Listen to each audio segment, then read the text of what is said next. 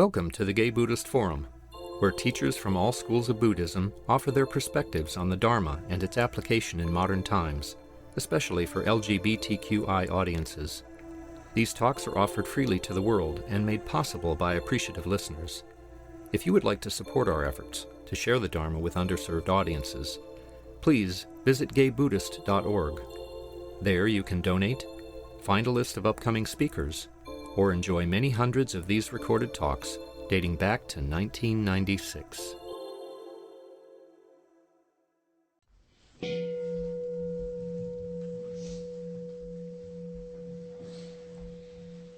Before I introduce our speaker today, it's our tradition to go around the room and say our names.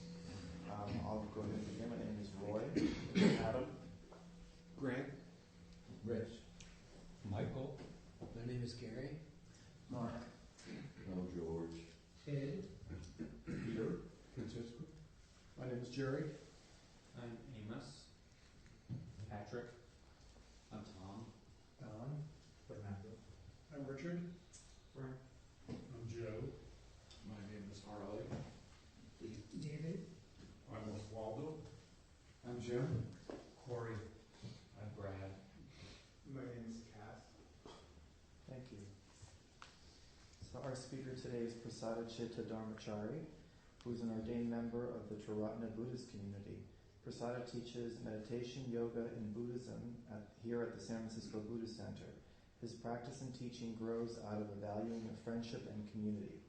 He's interested in the link between ideal qualities such as love and clarity as inspiring guides, and those same qualities as they manifest imperfectly in our everyday relationships.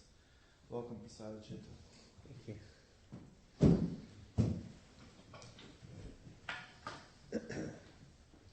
That's interesting to hear. I think I shared that over a year ago. So we should have updated it? I don't know. No, actually, I really like it. 'Cause those are very interesting things, and I think I am interested in those things.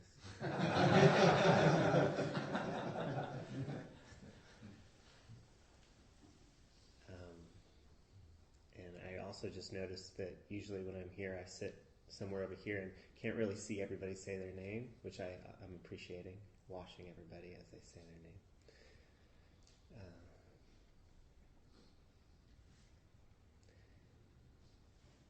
I appreciate this place very much, and I appreciate this group very much.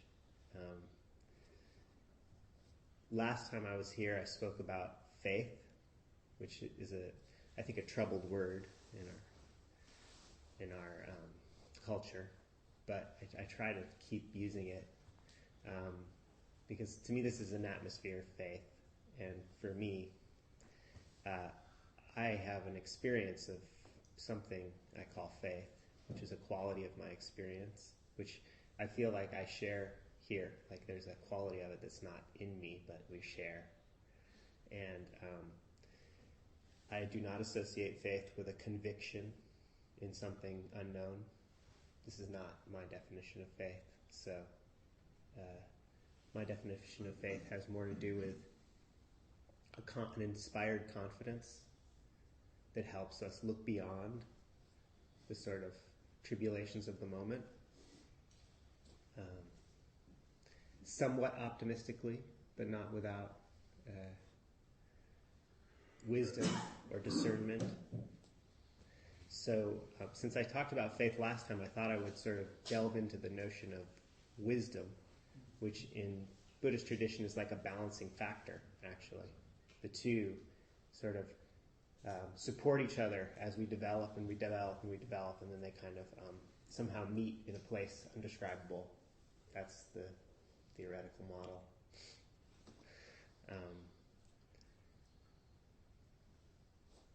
And one of the things I wanted to talk briefly about is that I have this little thing that I'm going to put on, and I thought I would share briefly what it means, because what it represents is that I've gone through a training, so that I've studied a particular iteration of the Buddhist tradition that that I have faith in the sense that I just described. And it also means that that study includes a group of friends, basically direct friendships and supporting relationships that help me in that training. Because that training isn't just cognitive, it's not just ideas that we've studied about the past, but it's actual practices that we share, we bounce off of each other. So that's what this represents. It represents that I'm a part of a community that has a particular iteration of practices and theories about that practice that we are refining. That's open-ended. It's an open source training. And so I'm going to put it on, to represent that.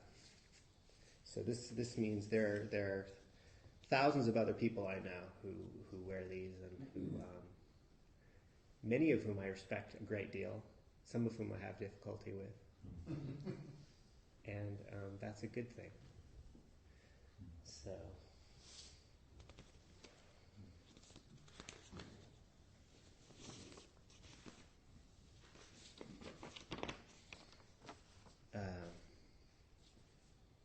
So all of this is to set up context.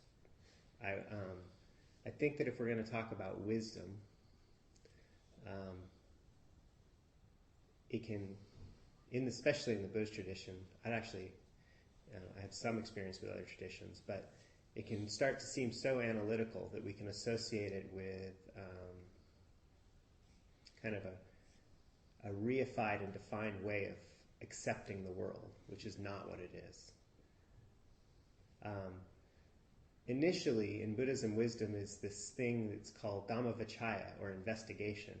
So it's a set of theories that we investigate. So we have a conceptual framework where we say, oh, okay, let me investigate that in my experience. So it's a training that gives us a framework for observing our own experience so that we can glean something helpful about stress and the cessation of stress, which is really what the Buddha taught, and that's all, right? So that's the context, because we don't want to get into trying to... it should be logically consistent. I think that's important. So whatever theory we're going to put together should be logically consistent, but we should not confuse the logical consistency with an understanding of what is being conveyed. The logical consistency should only give us the faith to investigate further. Simply accepting an idea on logical grounds, and this is something the Buddha taught regularly, won't necessarily help you much. It won't change the attitude of your mind and give you spiritual awakening. So, it helps to have context. It helps to tap into our sense of faith and our desire for stress-free experience. And on that basis, investigate. Take the invitation to investigate. And that investigation will include a certain amount of logical, does that make sense? Is this worthy of my investigation? Because I don't really want to, there's so many things I can investigate. I want to first have a sense that it has some logical consistency before I go down that road. This is one of the things that gives me faith in Buddhism. Not everything, but one of the things. One of the things is logical consistency. Or at least a degree of it.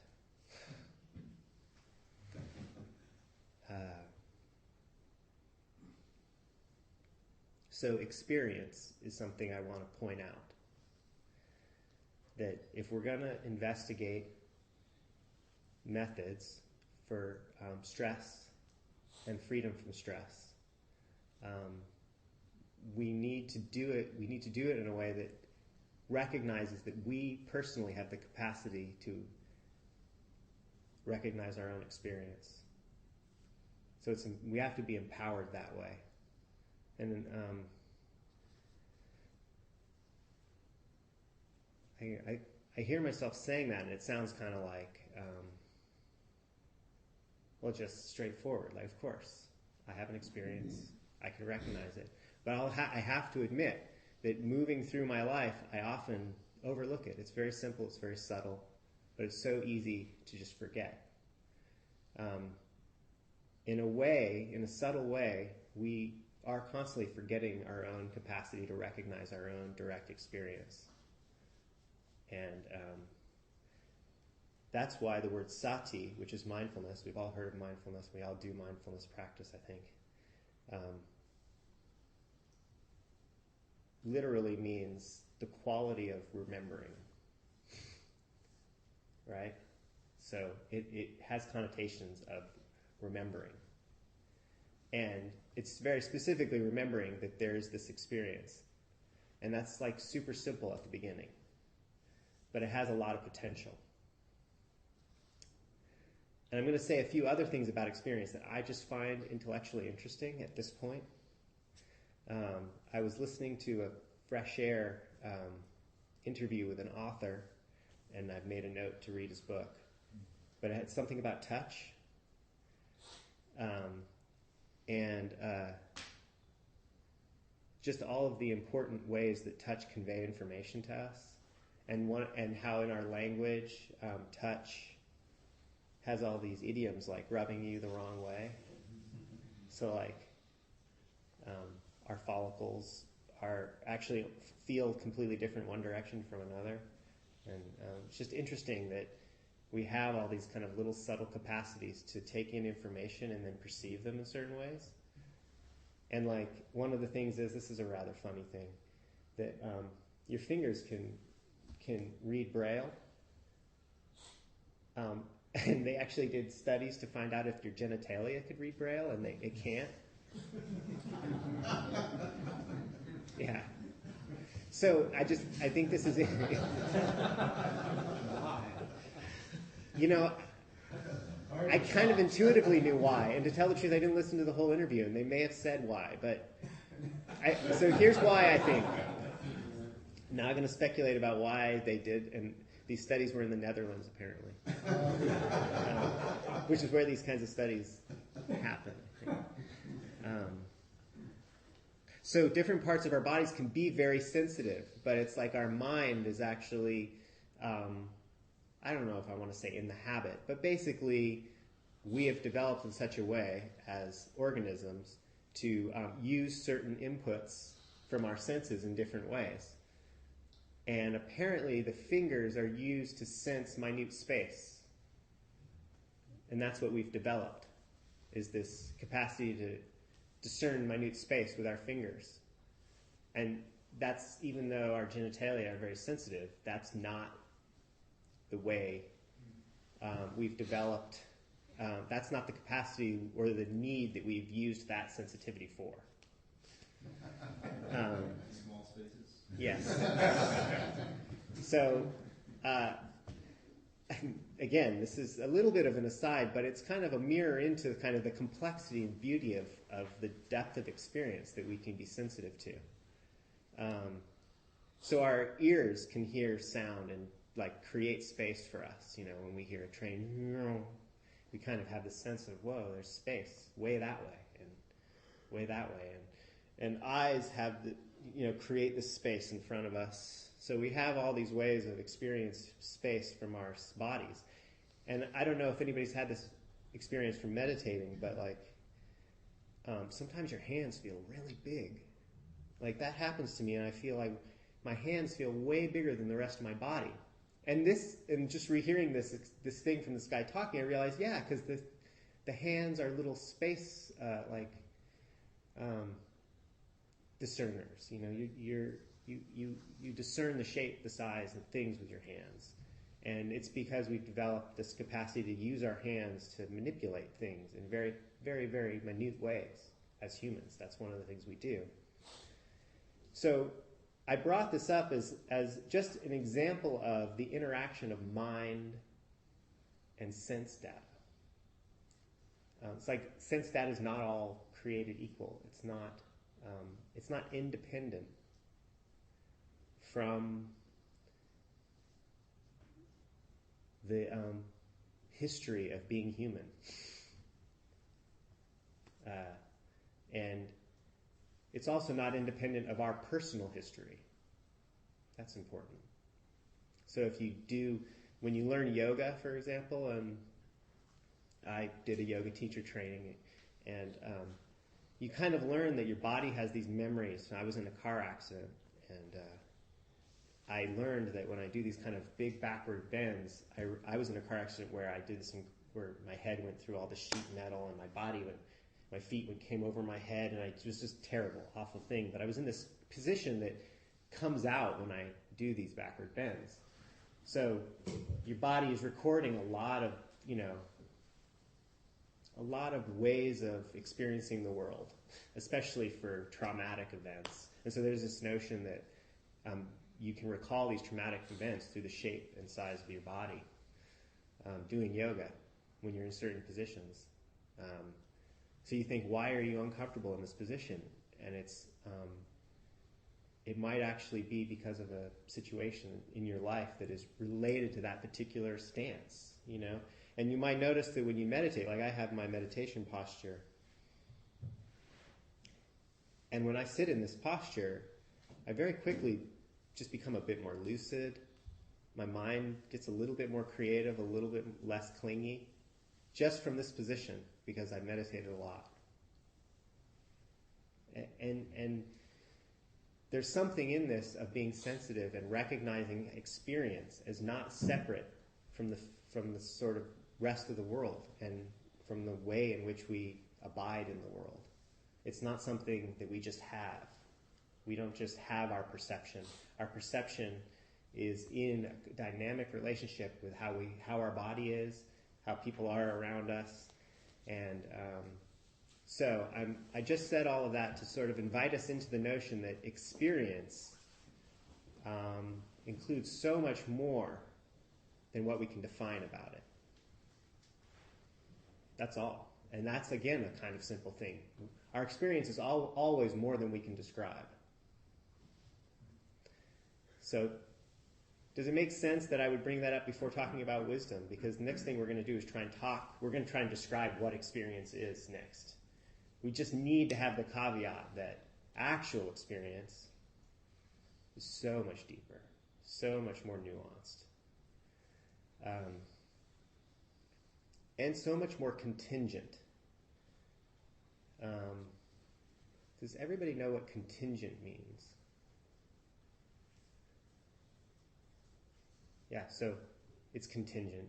Our experience is changing all the time on a contingent basis. It's just contingent upon the way we're sitting, contingent upon all of the experiences that have come up to that moment.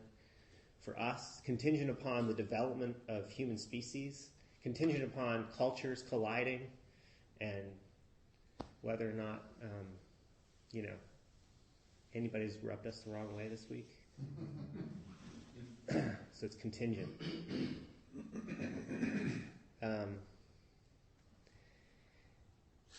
And what Dhammavicaya does, this investigation of the Dhamma, or the Dharma, the investigation of experience, because Dharma, one of the, we hear this word Dharma, Buddha Dharma, and it can literally just mean the teaching of the Buddha, but it also means experience. And some sort of traditions of Buddhism talked about dhammas in the plural, like dhammas are like these experiences that are happening sort of in a line through our experience. So like one moment to the next is just a series of dhammas. Not to be over-reified, that's just a way of talking. The fact is there's experience. It's contingent, it's changing, it's flowing, it's happening. Dhamma is a word for experience. So Dhammavicaya is an investigation of that experience so that we can be more clear about it. The Buddha postulated for us that part of the reason the stress arises is because of a misapprehension of our experience. And so if we investigate our experience in a particular manner, we're likely to come to a more lucid, clear, actual understanding of our experience. Lucid and creative in the sense that because it's contingent and changing all the time, the understanding changes with it. So it's it's a way of being aware. And so now I'm going to talk about what that investigation is. So, or a model for ways to investigate. Now we're actually getting to my talk now. The Buddha divided up this world of experience into 5 parts. So, the parts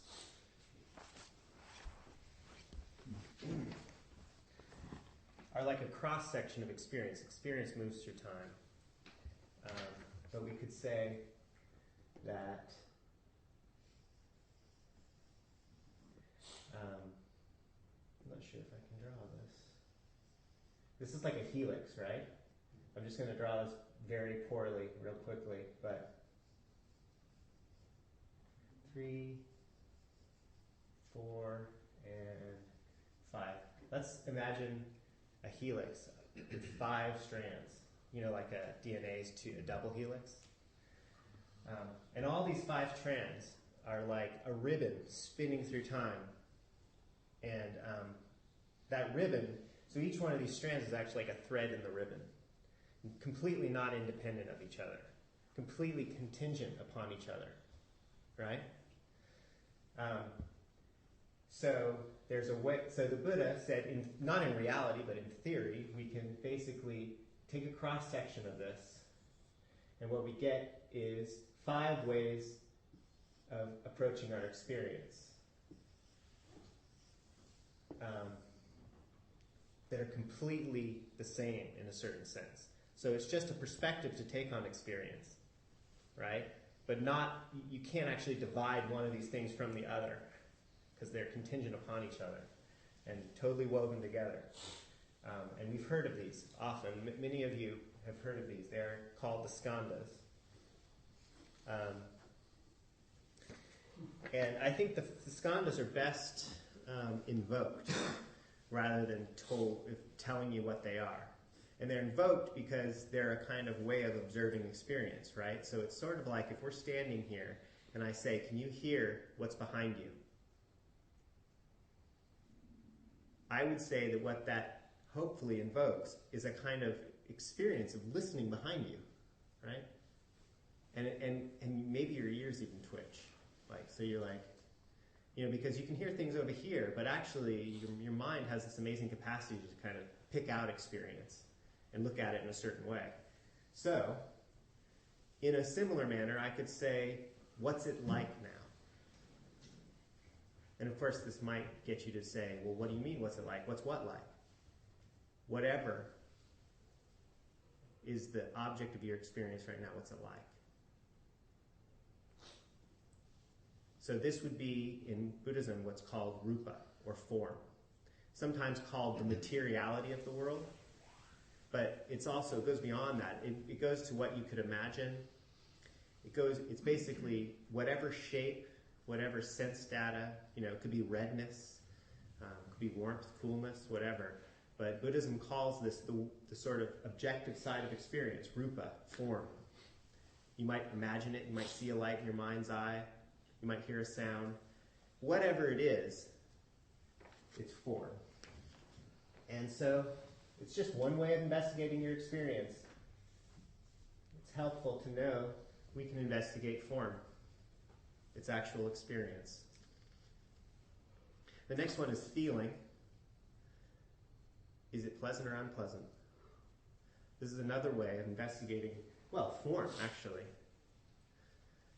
in all of its sort of incredible variety. All of it is either pleasant or unpleasant, or you don't know. It's neutral. So feeling. And I ask the question, is it pleasant or unpleasant now? Again, you're not trying to answer the question. It invokes a kind of observation. What's happening now? So rather than answering the question, the mind wants to know what is the process of perception. I could say I'm talking now, or I'm listening now. So this is perception or thought. It's sort of the paradigm of what we think. And it can be quite subtle. It shouldn't be overly thought of as like actually calling something a thing.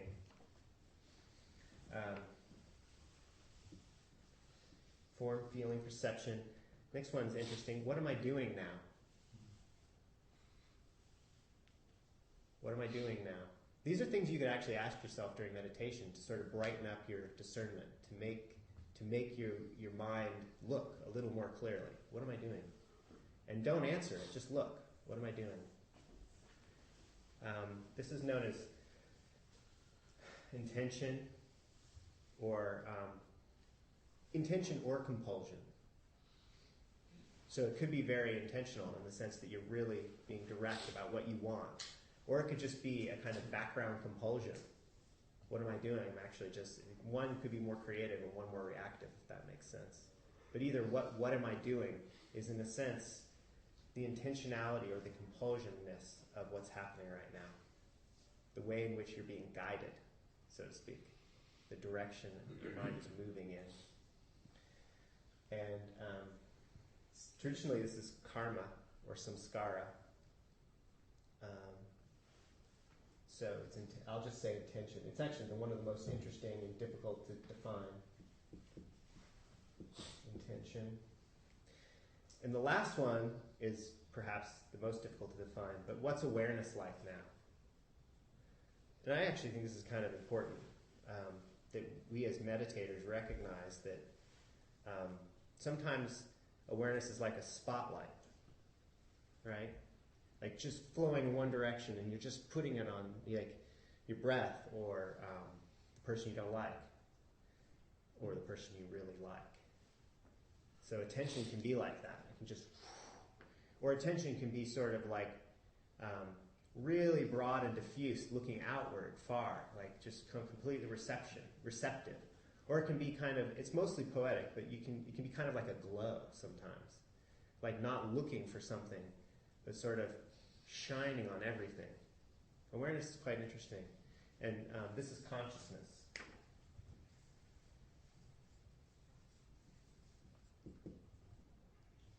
I don't know if I spelled that right.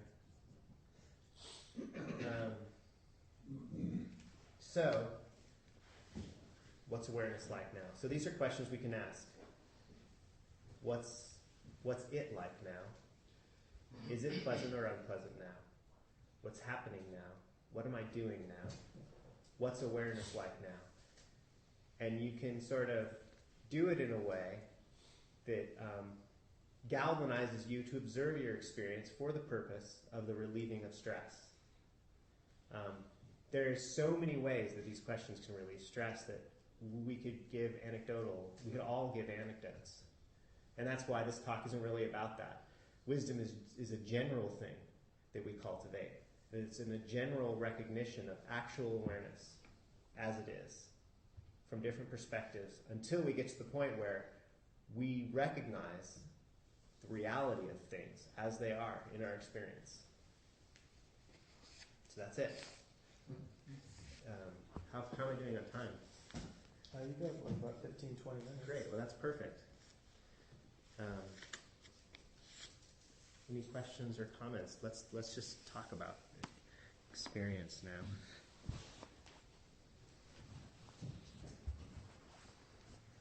Yeah, thanks so much. This is terrific. How do you, in your wisdom, distinguish between consciousness and awareness? Or is that a useful distinction? In this iteration, consciousness is so woven together with these other things that it's like a factor of them. So if you see red, that's redness consciousness.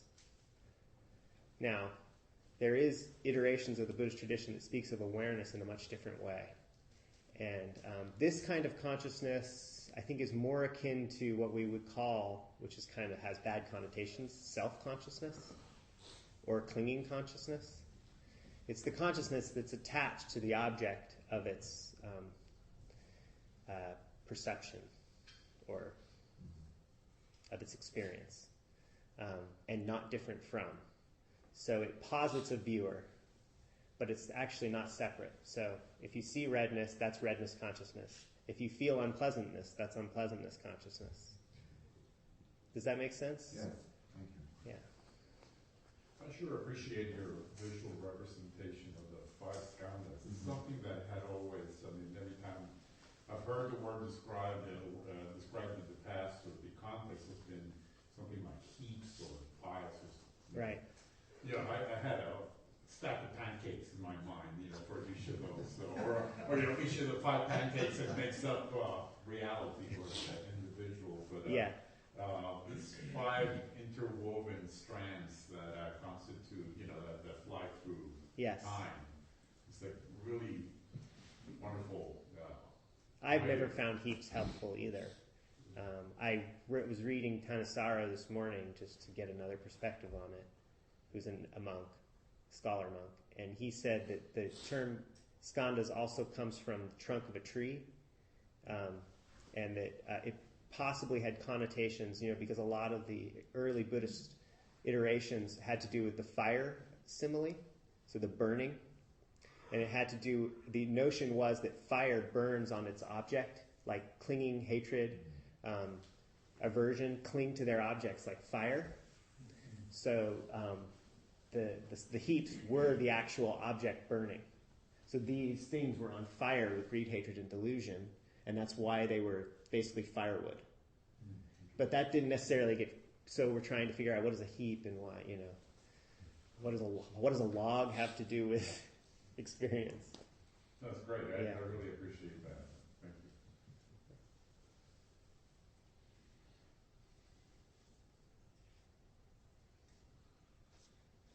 you. I had a thought as you were talking about sati as remembering, and then you mentioned trauma, which is something I've worked with a fair amount. And it just made me think of dismembering as the sort of the opposite of remembering. Because I think with trauma, it's kind of like a big bang where people get dismembered into a lot of pieces. Yeah. So I just thought that was a useful way to think about remembering. Right. It's kind of putting yourself back together. Yeah. Yeah. And often mindfulness practices is spoken of in terms of integration. Like reintegrating. Yeah.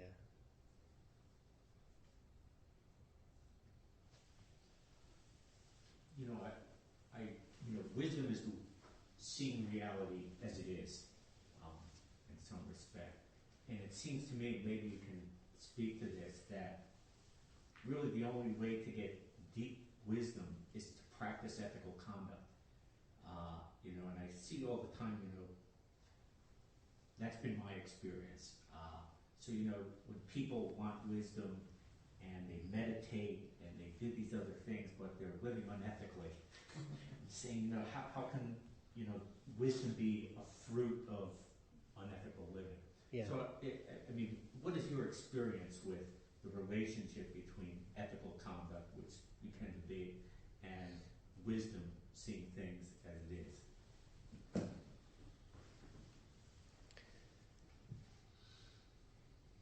I was going to, one part of the context I was going to bring up was the three limbs of practice, one of which is ethics.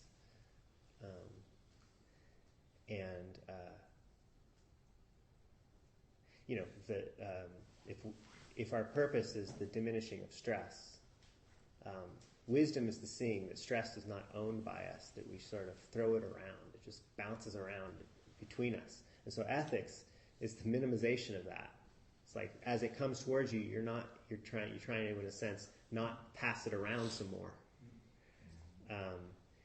So wisdom helps one see that the stress that one thinks is one's own is shared. So that's part of it. So you become more like knowledgeable about the fact that the more stress goes out, the more it comes in.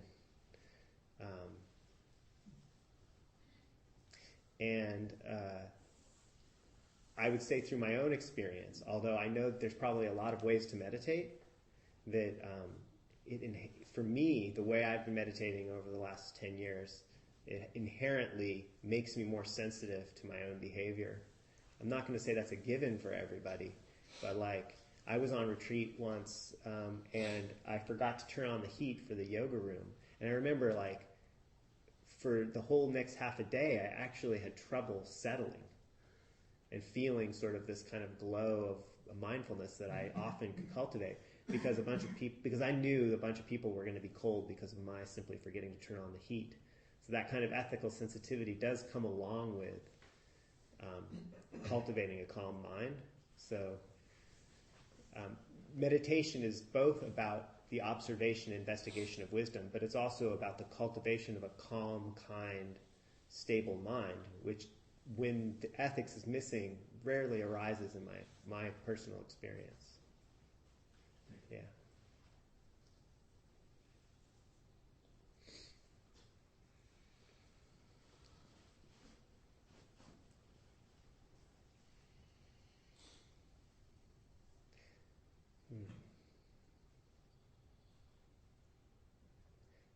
So this investigation, when it was given, was about self, right? The notion was that we would investigate all of these things to see if they were self. And I find this, I was actually having a conversation with a member of my sangha, and he's really wrapped up in this notion of self.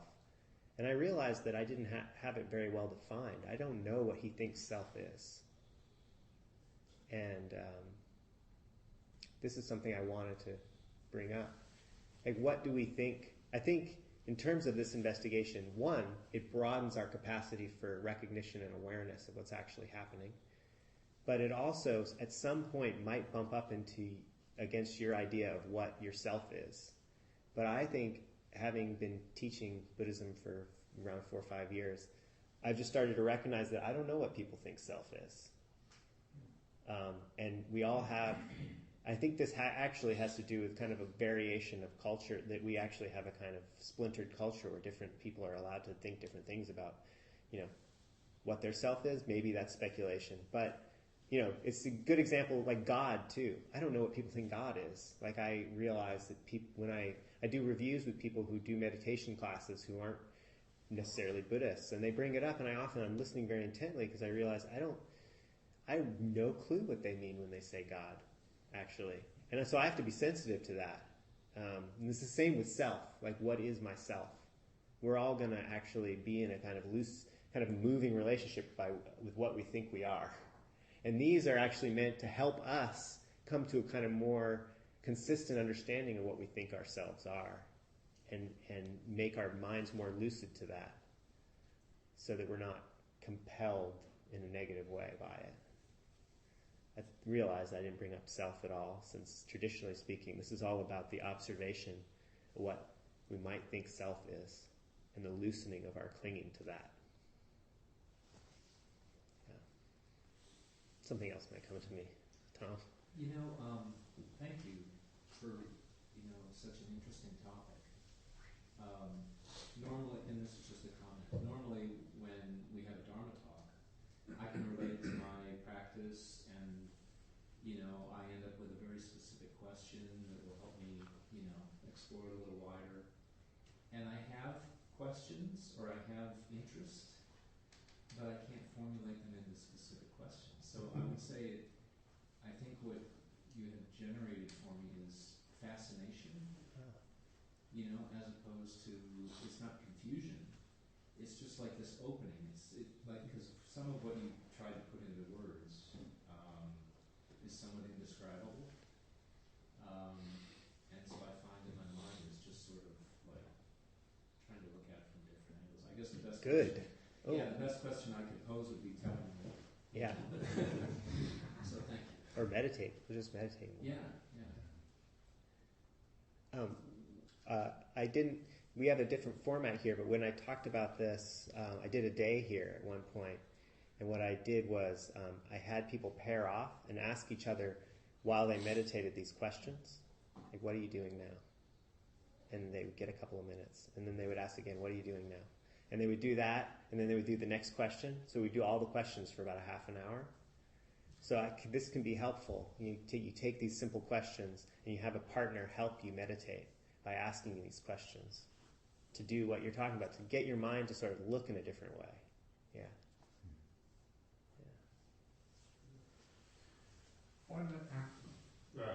Listening to you and to what you're saying and seeing you come over here on a fairly frequent basis also makes me curious. If you could maybe say a few, tell us a little bit about your sangha, this building. It's home-made stuff. It's traditions or the kind of stuff that goes on over here other than on Sunday mornings. I'm kind of curious because I really don't know. Thank you. So it's the Triratna Buddhist Community that was the Friends of the Western Buddhist Order. And I think it was founded by a man in England who went from being an ordained Theravada practitioner in India to disrobing in a sense, although he never really technically disrobed, but he sort of gave up being a monk, that was for sure. It was in the 60s, so he actually just entered into the 60s London movement, just kind of oh, okay. And he decided actually very intentionally to start a new order because he personally felt that there were some difficult points to tradition. In a weird way, he was very traditional, but in another way, he was very traditional in his view of Buddhist practice, but very untraditional in his notion of what would work in modern society to make that practice a reality. And so he created this ordination that's completely disconnected, not completely, but mostly disconnected from other ordination lineages. We consider it a bodhisattva ordination, which actually, like most Chinese Buddhists, just are that. So it's actually in a sense just meaningless in a sense, it has no meaning, but it also has a lot of meaning in the sense that it means what I said when I got here, which is what it means is that I share a tradition of understanding of the Buddhist teaching that doesn't look anywhere. It looks other places for inspiration from time to time, but mostly looks towards this body of practice that I share with about 4,000 other people around the world who are also ordained. And it's not centrally organized in one sense because economically it's completely independent. All the centers around the world are independent. So unlike a lot of other religious traditions, it has no central authority other than spiritual, if that makes sense. Like the founding teacher has authority in the sense that if we listen to him, then we listen to him. Because he's our founder. He's actually not going to live much longer. He's in his 90s. But I thought I would share that because we don't. There is, unlike say the Zen tradition that actually has a hierarchical lock on who can be ordained and who can't be. Actually, I don't know how they work, to tell the truth. But I was speaking to Michael, who is a Zen priest, and he said you still have to go to Japan to become ordained. I mean, you have to go there and go through that specific training. Here, with our tradition, you can be wherever in the world. You don't have to, but your ordination does have to be okayed by a body, but it doesn't mean you have to go there to get training. So we represent a network of people who recognize each other's practice. And we recognize the value of the training that way, rather than in an institution where we get a specific training. Does that make sense? Yeah. There's a lot for me to say about that. But around here, there's about 12 order members who meet in little groups now and then there's a community of other people who are entering into the training sometimes, and we offer open classes on mindfulness. Everything from mindfulness to more staid or more traditional Buddhism we offer. So we're trying to do it all, really. Prasada, can you share the origin and the meaning of your name, Prasadachitta Dharmachari? So Dharmachari is a title. It's what I am. I'm a Dharmachari. You know, like a bhikkhu is a title for a particular thing, or Rinpoche. So Dharmachari means farer in the Dharma. Dharmachari. So that's a title. People who have these are Dharmacharis, or Dharmacharinis, if they're women. Prasadachitta was given to me by this building's caretaker, Shantanayaka, who's a wonderful man, who's my preceptor. And he gave it to me in the course of a 4-month retreat that I went on, where I got ordained. And it means clarity and conviction of the mind and heart, roughly. Chitta is mind, heart, or mental event. And prasada is like, it has connotations of prasad means like settling dust in water. That's the image of the word. Yeah. Sad actually is to settle. It actually comes from the same root. Yeah. Thanks for making what sounded like an esoteric topic, wisdom, tangible and something that we can think about. I noticed you used the word stress. Yes. And you used it a fair amount, and I'm fairly new to Buddhism, but I've heard a lot of talk about suffering and relieving suffering. Am I right that you were using stress in place of suffering? And if so, Yep. is that something in your sect? No, we that's say common, suffering. Okay. Or stress. Yeah, I think stress is a good word, because the word dukkha encompasses a lot. So I think that suffering can often make us miss the sort of the subtle dis-ease that also is suffering. Yeah. But it's also the other really difficult stuff too. Right. Yeah. Also, just a point of clarification. Most often I've heard sort of the two wings or pillars of Buddhism as wisdom and compassion, and you characterized one as faith. So are faith and compassion in that sense related? Or? They're two. That's true. I think, and personally, I also think faith is like the emotional element. So in that sense, it's correlative with compassion, because compassion, you probably know, could also be replaced by sympathetic joy or metta or equanimity. But it's the emotional element rather than the clarity element. But our tradition is actually one of the central teachings that we use for guidance is called the 5 spiritual faculties, which is like a 5-pointed or 4-pointed star rotating around mindfulness, with faith on one side and wisdom on the other, and energy on one side and concentration on the other. And this is a very traditional teaching that's more about the moment rather than a kind of developmental model. So at any moment, you can work to balance faith with wisdom and energy with concentration. But mindfulness is the one thing that you can't do without. If that makes sense. So you take mindfulness, but mindfulness gets raised up by all 4, like in a linear manner. So 5 spiritual faculties. You could look that. It's not the wings. Yeah. Thanks. Yeah. I think we'll go ahead and end on that. Okay. Thank you. Thank you all. Okay, so it's time for announcements. I have a couple. I think I'll go ahead and start with. Next week is a Dharma duo, which is actually seems to be a Dharma trio. There's going to be 3 Sangha members, Tom Bruin, Jay Davidson, and myself. We're presenting a talk called Compassion Off the Cushion.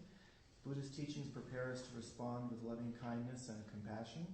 But what happens when we are in the moment dealing with others? How, for instance, do we respond to the suffering of family members such as elderly parents? How open are we to receiving help from others when we're in need ourselves? In this full sangha discussion, we will draw from each other's real-life experiences led by Tom, Jay, and Roy, who have recently spent time caring for parents in need of assistance. So that will be our topic and what we're doing next week. And if I may, we'll go into Dana. Dana is the Pali word for generosity.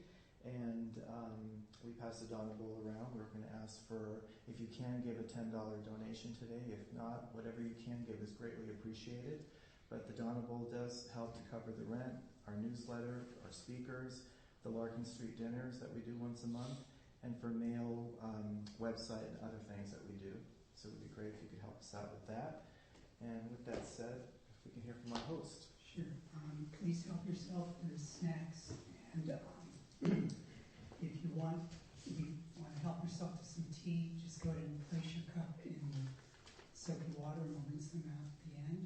There's also a mailing list, and at the end, around 12:30, we all get together and meet if you'd like to join us for lunch. And I'll be coming around the Dana Bowl. Thank you. Jess? I'm the coordinator of hosts, and right now we have an opening. We ask our hosts to make a commitment of one Sunday every 2 months, and right now we're short. We have an opening on one of those dates, so if anybody's interested in contributing to the sangha in that way, please see me during the social hour. Thank you, Cass. Anyone else? Okay, let's stand for the dedication of merit, please.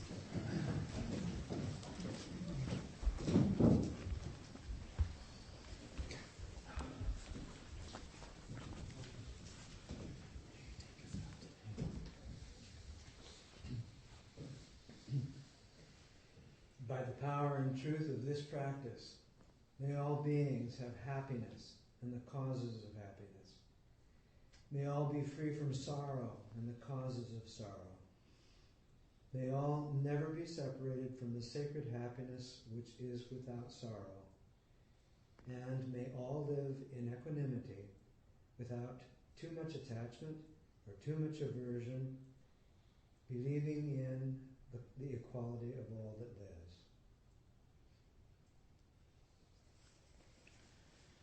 Thank you for your practice today, gentlemen. Enjoy your Sunday.